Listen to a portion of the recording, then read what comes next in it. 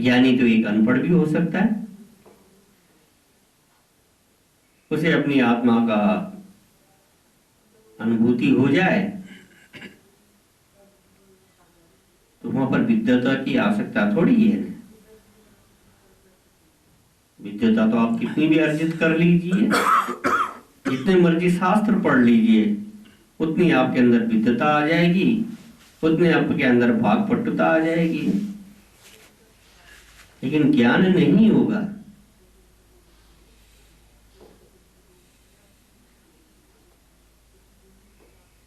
अष्टावक्र जी ने जनक जी से पूछा, महाराज आपका प्रश्न क्या है? कहा ये सत्य कि वो सत्य? अष्टावक्र जी तो ब्रह्म ज्ञानी थे ना। उन्होंने कहा, राजा जनक, ना ये सत्य ना वो सत्य, इन दोनों को जो देखने वाला था वो सत्य।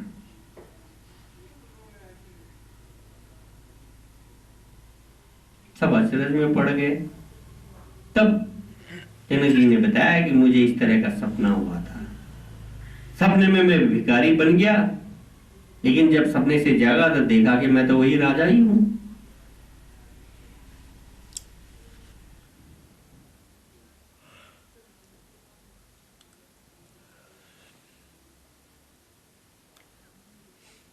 उन्होंने कहा कि राजा जनक, जो सपने को देखने वाला था वही सत्य था, और जो जागृत अवस्था में देख रहा है वही सत्य है। इन दोनों का जो साक्षी है, जागृत का और स्वप्न का, वो सत्य है। एक किद्वंती और आती है। राजा जनक के दरबार में बड़े बड़े ब्रह्मज्ञानी आते रहते थे। उन्हीं में एक महर्षि याज्ञवल्क्य भी थे, वो भी ब्रह्मज्ञानी थे। तो जब तक जनक की सभा में याज्ञवल्क्य जी उपस्थित नहीं होते थे, तब तक सभा आरंभ नहीं करते थे। उसमें और भी बड़े बड़े ऋषि मुनि बैठे रहते थे।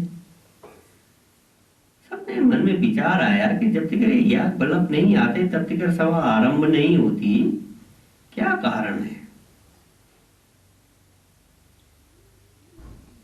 नहीं, मैं थोड़ा गलत बोल गया। जब तक राजा जनक नहीं आते थे तब तक जो याज्ञवल्क्य ऋषि थे ना, वो प्रवचन नहीं करते थे। सब ऋषि मुनि को आश्चर्य हुआ कि हम लोग कब बैठ आकर के बैठते हैं, लेकिन याज्ञवल्क्य जी उपदेश नहीं करते जब तक राजा जनक नहीं आते। उनके मन में विचार आया कि हम लोग तो साधारण ऋषि मुनि हैं, हो सकता है याज्ञवल्क्य जी का राजा जनक से कोई विशेष संबंध हो, क्योंकि वे राजा है, ना जाने इनका क्या स्वार्थ है, या इनके स्वार्थ की पूर्ति राजा जनक करते हैं, इसलिए ये राजा जनक के जब तक आते नहीं है तब तक उपदेश नहीं करते। याज्ञवल्क्य ब्रह्मज्ञानी थे, उनके हृदय की बात को जान गए। क्योंकि जब को भी आत्मज्ञान हो जाता है ना, जो आत्मनिष्ठ हो जाते हैं, उनकी आत्मा व्यापक हो जाती है।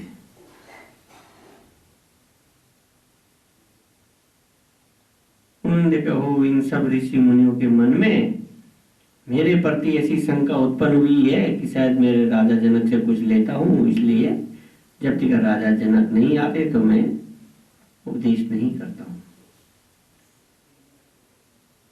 उन्होंने अपनी माया रची, सब बैठ गए, राजा जनक भी आकर के बैठ गए। उन्होंने प्रवचन करने लगे। प्रवचन करते करते उन्होंने अपनी माया से ही एक आदमी बनाया, दौड़ा दौड़ा आया। राजा जनक का, महाराज आपके महल में आग लग गई। राजा जनक शांत बैठे रहे। थोड़ी देर में दूसरा आदमी भागा हुआ आया, महाराज अब आग जो है वो महल से बाहर फैल गई है। राजा जनक फिर भी शांत याज्ञवल्क्य का प्रवचन सुनते रहे। तीसरा आदमी आया कि महाराज अब तो महल से बाहर शहर में आग फैल गई है। वो फिर भी शांत बैठे रहे। तो चौथा आदमी आया, उसने कहा महाराज अब तो शहर के बाहर भी जो है आग फैल चुकी है। उन्होंने कहा मेरा क्या जाएगा। जब उन ऋषि मुनियों ने सुना कि अग्नि जो है वो शहर से बाहर फैल गई, तो उनको फिर अपनी अपनी चिंताएं होने लगी, अपनी कुटियाओं की।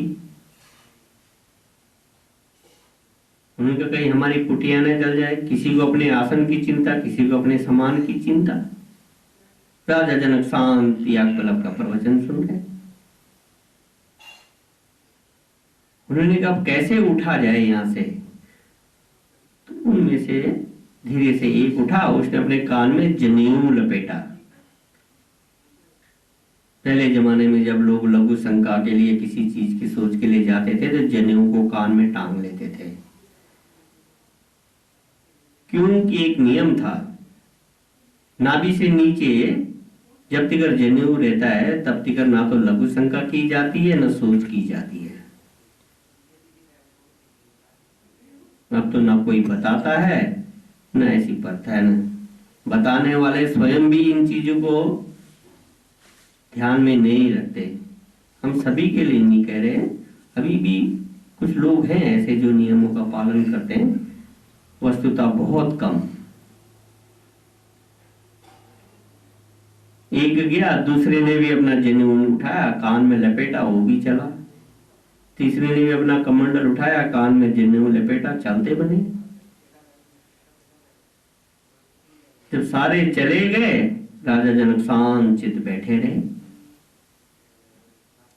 थोड़ी देर में सब अपना सा मुंह लेकर के आ गए, क्योंकि बाहर तो कुछ था ही नहीं, कहीं अग्नि लगी ही नहीं थी। ने वो तो याज्ञवल्क्य का अपनी एक माया का खेल था। सब शर्मिंदे होकर के बैठ गए। तब याज्ञवल्क्य ने कहा देखा,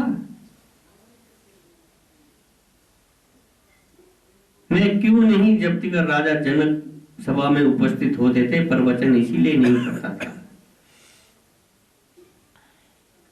क्योंकि आप लोग अभी इस ब्रह्म ज्ञान के अधिकारी नहीं बने। राजा जनक अधिकारी है। सज्जनों, भीड़ से कोई मतलब नहीं होता ना, पात्र चाहिए।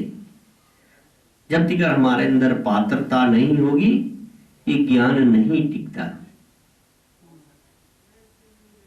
इसके लिए अपने को पात्र बनाना पड़ता है।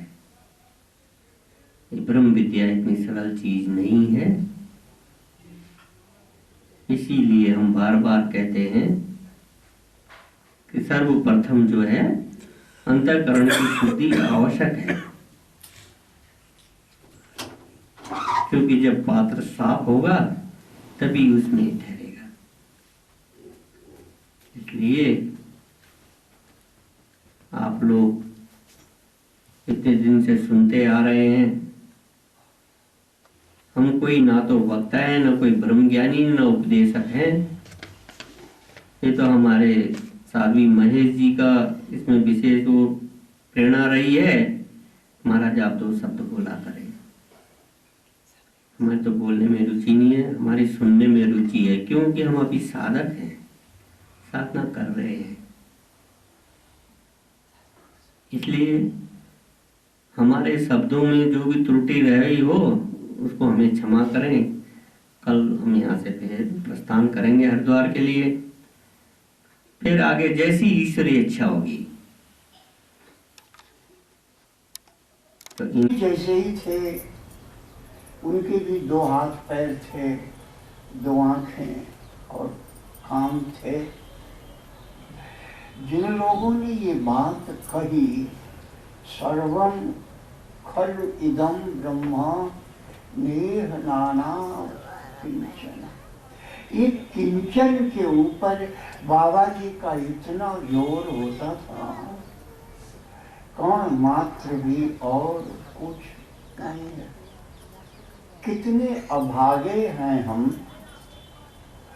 कि यह देख न सके। क्यों नहीं देख सके? देखना नहीं चाहते थे। और अगर सब कुछ भगवान ही है तो तत्वमसि तो भी वही है। यही मनुष्य की महिमा है। अगर वह अपने को जान लेवे, अगर वह अपने को पा लेवे, तो वह अपने को भगवान पाएगा।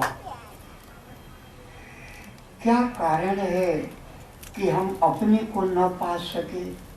अपने को खोते चले गए, यहाँ तक के झूठे सम्मान का कुछ मूल्य रहा हमारे में, धन का मूल्य रहा हमें, सब कुछ मूल्य रहा, लेकिन हमारी दृष्टि में हमारा मूल्य नहीं रहा, हमारा अपना मूल्य। वे बहुत कम लोग अपना मूल्य कर पाए, और जो अपना मूल्य कर पाए, उनको कुछ भी आकर्षित नहीं कर पाया, उनमें कोई कामना नहीं जग पाई, कोई आशा तृष्णा उनको नहीं पकड़ सके। हाँ, बाबा एक वाक्य कहते थे, धरती पर जो कुछ भी है सब देखो। हमें कहानी कहने नहीं आती, कहानी कहने का समय भी नहीं है, कुछ सही बातें। क्यों? एक बार गुरुदेव नाराज हुए, कारण कुछ रहा होगा। उन्होंने एक वाक्य कहा, झूठ के लिए जीने से सत्य के लिए मर जाना अच्छा है।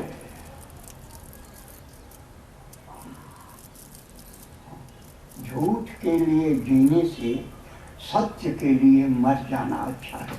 हम जरा अपने व्यवहार को इस तराजू पर तौलें तो हम झूठ के लिए मर रहे हैं, सत्य के लिए नहीं। हम झूठ के लिए मर रहे हैं।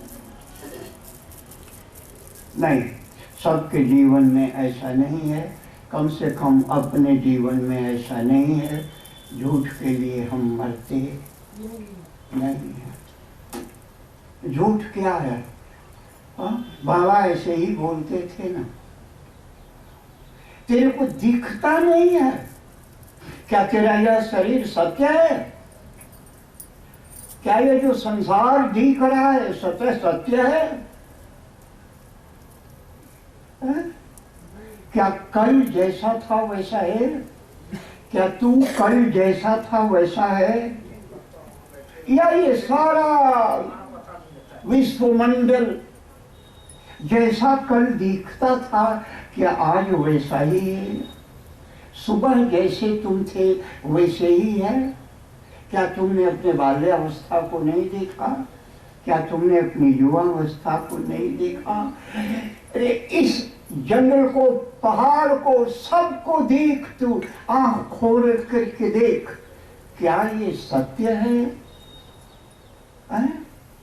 सुबह का मित्र शाम को शत्रु हो जाता है, सुबह का शत्रु शाम को मित्र हो जाता है, सुबह के अपने शाम को पराये हो जाते हैं, शाम को पराये सुबह को अपने हो जाते हैं। ये तेरा अनुभव है कि नहीं है?